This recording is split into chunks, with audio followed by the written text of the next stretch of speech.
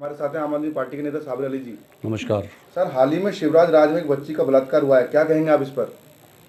इस पर तो इतनी शर्मनाक घटना है कि कुछ कहने का मन भी नहीं करता, क्योंकि बीजेपी राज में जगह जगह इतने हत्याकांड, इतने बलात्कार और इतनी बदतमीजी भरी बातें जो कि पार्लियामेंट के अंदर हो रही हैं, बीजेपी के लिए शर्मसार करने वाली हैं।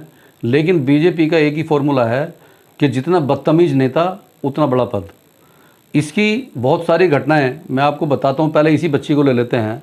वो बच्ची सिर्फ वहीं की बच्ची नहीं, पूरे देश की बच्ची थी, हमारी बच्ची थी वो। उसको रेप के बाद 8 किलोमीटर वो पैदल चलती है और उस 8 किलोमीटर में उसको ना तो कोई कांस्टेबल, ना कोई पीसीआर वैन, ना पुलिस की कोई चौकी, कुछ नहीं मिलता है। और वैसे कहते हैं कि सब कुछ ठीक है। क्या ठीक है भाई? 8 साल की बच्ची का रेप हो जाता है और 8 किलोमीटर तक अपनी मदद मांगते मांगते चली जाती है, उसकी कोई मदद नहीं होती। ये कौन सी सरकार है? ये बिल्कुल फेलियर है सरकार का। इससे ज़्यादा और क्या शर्मनाक बात होगी देश विदेश में भी हमारे लिए कि इस तरह की हमारी बच्चियों की हालत हो रही है और हम कुछ एक्शन नहीं ले पाते, सिर्फ बातें बड़ी बड़ी करते हैं। बातें बड़ी करने से देश नहीं चलेगा।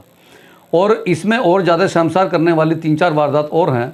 अभी इनके अलीगढ़ के एक सांसद ने वहीं बैठी महिला को सबके सामने उसका वो हाथ पकड़ रहा है, उसके कंधे पकड़ रहा है, और वो बेचारी शरीफ औरत उसके बाद वहाँ से अपनी सीट को चेंज कर लेती है। लेकिन बीजेपी की सब बेशर्माई देखिए कि अपने उस नेता को इन्होंने कुछ नहीं कहा जिसने भरी सभा में ये बदतमीजी की है।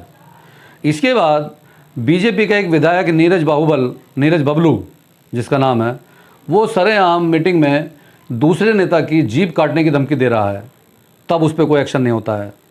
मेंटली डिस्टर्ब आदमी है वो भी। दूसरा, आपने देखा कि रामवीर सिंह विधूड़ी ने पार्लियामेंट के अंदर कितनी बदतमीजी भरी बातें की।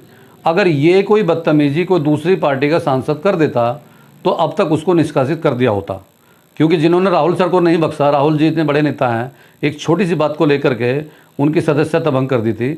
लेकिन उनका सांसद सरेआम गर्दन काटने की बात कर रहा है, उनका सांसद बदतमीजी कर रहा है, उनका सांसद कटुए जैसे और पता नहीं क्या क्या अल्फाज जो बहुत गंदे हैं, हम नहीं ले सकते चैनल पे, वो बदतमीजी वो ले सकता क्योंकि मेंटली डिस्टर्ब है। लेकिन बीजेपी ने कोई एक्शन नहीं लिया। इसके साथ एक राजेंद्र प्रताप है इनका नेता, जो सरेआम गर्दन काटने की बात कर रहा है कांग्रेस नेता की। तो आप ये बताइए, जब संसद में गर्दन काटने की बात होगी, उल्टे सीधे बयानबाजी जो बहुत गंदे और भद्दे शब्दों में है जिनको हम बोल भी नहीं सकते, तो क्या बीजेपी की राजनीति है? ये तो जनता को परेशान करने वाली बात है। इससे साफ पता लगता है बीजेपी की मानसिकता क्या है।